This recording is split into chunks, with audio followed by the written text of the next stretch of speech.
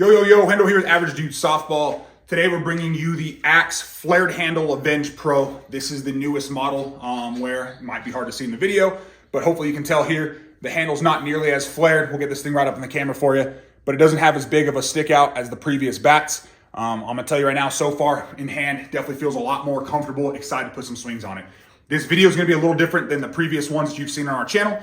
We've had some pretty bad weather here in New Mexico, but we didn't want to sit on this bat any longer as we've heard absolutely great things about it. So we're going to go ahead, throw a compression test on it prior to any swings, get kind of the scale weighting done, and then just go ahead and jump straight into velo test and see what it tests out of the wrapper. And then once we're able to get some better weather and get out to the field, we'll go ahead, take it out there, throw some live swings on it, record that, come back once we get that compression down a little bit, and then do some more velo tests. So it'll be kind of a two-part video there. We'll go ahead and drop part one now with all that initial info, and then we'll drop part two with the live portion as well as another velo test, and then a final thoughts at that point. So let's get it and see what we got with this. All right, let's go ahead and scale weight the Axe Avenge Pro flared handle. This is a 26 balance. They do have rounded end caps, so it's not really gonna stand up. So we're just gonna do our best to see what we can get while it kind of bounces as long as it does. And it looks like, I know there's some movement in there, but sitting about 26.17, that looks like that was about as good as that's gonna get. So slightly over sticker weight, nothing to really worry about there. Let's go ahead and see what it's got compression-wise. All right, let's go ahead and compression test the Axe Avenge Pro. Dial to 0. This one's brand new, never been swung.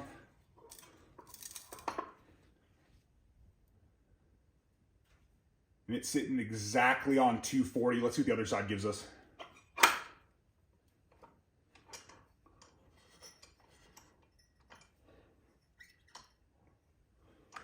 Dial it back to 0.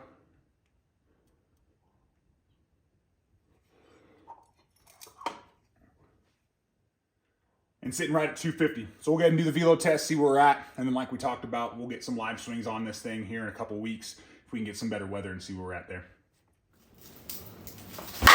92 miles per hour. 99 miles per hour.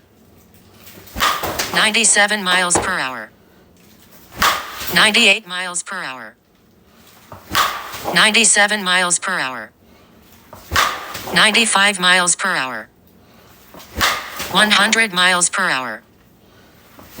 97 miles per hour.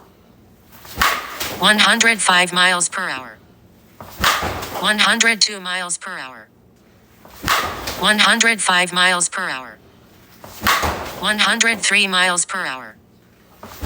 98 miles per hour. 97 miles per hour. 102 miles per hour. 101 miles per hour.